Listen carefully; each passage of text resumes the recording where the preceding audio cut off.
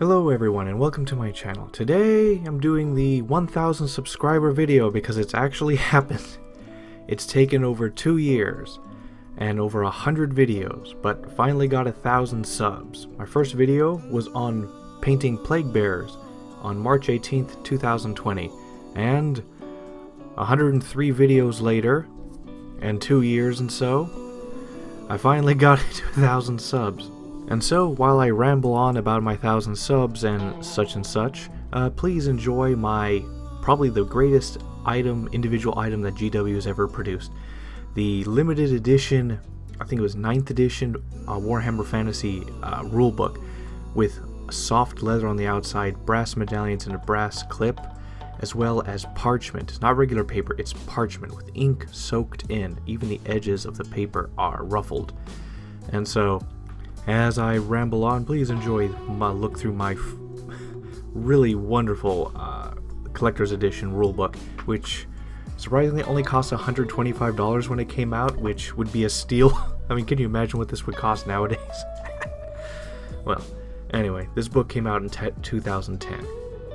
I loved Warhammer Fantasy. I miss it so much. I mostly missed when Feel No Pain, I can't even recall, regeneration saves, yes, was after ward saves, so you got 3 levels of saves, and then they got rid of it, and it screwed over my Nurgle army. Well, anyway, as far as 1000 subs go, it did take a while. I mean, this was a niche channel, and I'm not the greatest painter. Well, I could be, but I don't want to. So, I'm going to be updating my banner and stuff as well soon enough to match it, because there's a principle towards my painting that I have never once spoken of, but it's been pretty obvious for my painting, is that I'm a really lazy painter. I really don't want to do the most work for my stuff, but I do enjoy painting. And so my style of painting, like in some of my earlier projects and stuff, I can do all the brush work intensely and build up the detail, but that takes a long time. I mean, at my peak, I was knocking out kits I did an entire dreadnought in 8 hours. Building and priming was done the previous day and let it sit, but like I did an entire dreadnought from start to finish in 8 hours. That was at my peak of painting, and then the old world died. And so nowadays, like my style of painting is, how can I do the most detail and most beauty overall with the least amount of effort, which is why I go so heavily into pre-shading, making custom washes and stuff, and then building up from there, because these really pick out the details and they save many hours of work just doing it by hand. And the common troops and stuff that you use will have a higher detail, and oil paints really help as well with their reductive painting and the shading and stuff you can do with them. And so my overall style is, I could paint better, but I have a lot I have to paint, and there's a lot I want to paint, and I can't spend forever on a single model. I remember I used to be able to paint well, I probably still can. Like, I got one of my guys from the Empire, by the way, used to play Empire, had a Damascus pattern sword. It was smaller than my thumbnail, but I was able to paint the patterns on it. That took a while, by the way. I was able to do non-metallic metal before, but that took a ridiculously long time. And it's like, one of my finest painted models was a a Lore of Metal wizard from the Empire, and it had the paints went from a dark color to a silver color over 16 shades, so 16 layers of slightly transitioning colors. But that took like 2 or 3 weeks to paint a single model. Now my style is more of streamlined. How can I do things faster?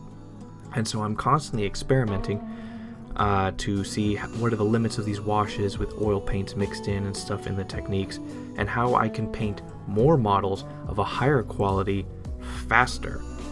And yeah, and of course occasionally characters get more work and more detail in them, but I'm constantly trying to find a way, how can I do better with least effort? That is the core of my painting style. It sounds silly when you say, how can I do the least effort to get the most bang out of my buck? So, well, so that is overall the core of my painting. I'm going to put that on the banner, channel banner. And moving forward, like, a few interesting things about my channel, like, why do I paint the way I do? Well, obviously, people watch them. I noticed that I take a great inspiration from Bob Ross, obviously. Is like, just being able to see the paint being laid onto the model is actually pretty relaxing, and seeing it done in a fast period of time is also relaxing. I mean, it is actually pretty relaxing and likable just to see the paint being added on and seeing the colors transition and stuff like that. So there was a relaxation effort at the very beginning, and then I just by chance just happened upon building very calm, very soothing videos by complete and dumb luck. So like, the reason why I normally talk very quietly or stuff is because almost all my recordings are after, like, there's the footage is gathered and then I lay on voiceover afterwards, and that's normally done way late at night when everyone is sleeping and I don't want to wake people up. So I'm much quieter than I normally would be. If you want an idea how I normally am, just imagine a bunch of Hispanics at a soccer game. Just go there. And to add to my soothing and calm videos is I use Wondershare Filmora as my software, and they had a huge library of these very nice, smooth, jazz-like or soothing songs to go in the background, and so I just added them in, and it slowly just built like my video style is I don't really consider myself a YouTuber. I just paint, and then I record what I do, and then I explain what I do, and then I just have some soothing music in the background, and that fits it. So like, my videos are incredibly lazy and low budget. They're bare minimum, and so like, I don't do overly editing. I've never even bothered with that at all, and so it's just the bare minimum. It's footage, voiceover, sped up footage to match, and just explanations all around, and some nice little calming music in the background. And that's it, just bare minimum, and that's been my style. So like, you won't see a hyper edited video from me because that's not my interests. And the reason why it's so surprising that I've made it this far and hit 1,000 is because, well, painting is an extension of myself. It's my hobby. I enjoy doing it. Not the video editing side, that has always been boring, but I've always enjoyed it, and so I just keep pursuing it. And yeah, I can keep going on and on, although not always the models that I want to do, because, well, when you buy those box sets, how I'm able to continue my hobby constantly is I buy stuff and then I paint and sell it, which has made playing the game very difficult when you have no models. I mean, I can play the game on tabletop, but it's me and my brothers and stuff, and we just have bases. We don't actually have the models because they're too lazy to paint theirs. And I keep selling mine, so all of our games is just we have dice that are placed on the models to distinguish what they are, and we play our games through there, or on TTS. Alright, so what about me? Like, where did I fit in the whole hobbying stuff? So I started playing with Games Workshop stuff. Well, my first introduction to it was from the Dawn of War video games in 2004. I had no idea what it is, I just saw it and it looked cool. And that was my first introduction. But I did not know it was a tabletop game until one day a friend of mine at the time was having a birthday party, and they wanted to have it at the Games Workshop store. Yeah, they don't do that anymore. And so we came over, we played the game, and we really, really liked it. Although the people running it kind of cooked the game and ended it shortly with some BS reasons. But I do remember that every time I rolled, I couldn't hit anything to save my life. I was Space Marines facing Tau, and I was controlling a Devastator squad. And they could not hit anything to save their lives. I missed every shot, every turn. I still remember that. But afterwards we liked the game so much we came back, and I'll tell you what, I still remember the fact that those paint pots were only $2.50 each. I still remember that. I remember the prices. It was $22.50 for a squad of 10 infantry. I remember that. I miss that. Of course, a lot of them were pewter as well, and that sucked, but moving on from that. And so just our love affair with Games Workshop and stuff, and Warhammer Fantasy and 40k. Ugh. And times were good for a long time, enjoying the game, playing it. Nothing was super unfair and unbalanced, except for the fact that in 40k, if a model was 2 inches into a terrain piece, you could not see it and therefore cannot shoot it. So I played against a guy who was Tyranids a lot and used Gene Stealers, and so he'd place his terrain very close to my side so that he could walk right up to me and I could never shoot him, and he could get basically not a first turn charge, but he could charge me completely unmolested because of the stupid rules. Luckily that changed over time. But overall, what happened is essentially I painted a lot, I really enjoyed it, the hobby, but the old world died.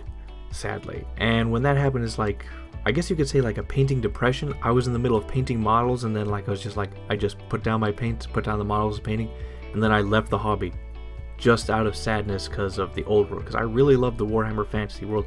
I miss all the characters, the world, the people, all the heroes and legends and villains and stuff that we grew to love, and all the books we read after them, completely obliterated.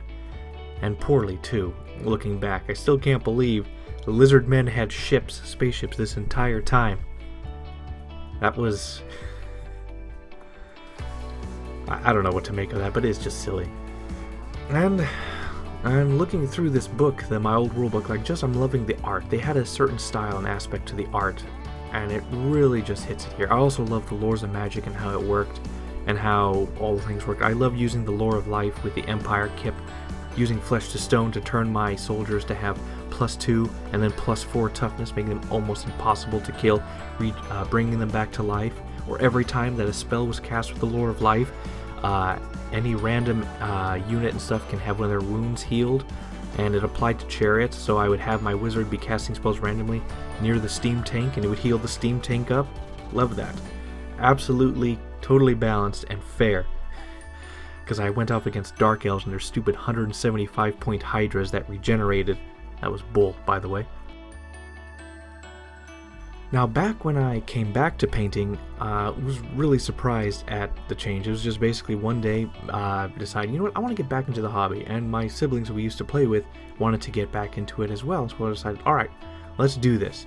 And then bought a few kits, got back into it, and I was very shocked at the landscape and how things have changed, because when I left, I guess you could say the YouTubers or the style of painting and stuff was very different. I had the people who I watched before was like Schnauzer Face Minis, a dead channel now. They left this hobby, but they were the ones that I got how to use pastels, which I haven't used in a while, but it's where I got my pastels and stuff. Or Nucleosaur, also a long dead channel, but they were the ones that I first saw how to use an airbrush and the OSL lighting and stuff, and just blew my mind, and I had to get an airbrush from that. And then of course Painted, where I ended up learning about how to do a lot more masking, and as well as paint with the Vallejo liquid gold. That's where I got introduced to there. Also a dead channel. And all the people I used to watch and stuff were long gone, and their techniques apparently were old and just, I guess you could say, tacky compared to the new stuff.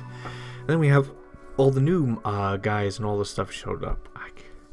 And, well, honestly, I barely watch anyone else now because it makes me sort of like feel bad or lazy about painting. And so I genuinely don't. I mostly look, when I go to paint, I look at the art and to use that as inspiration.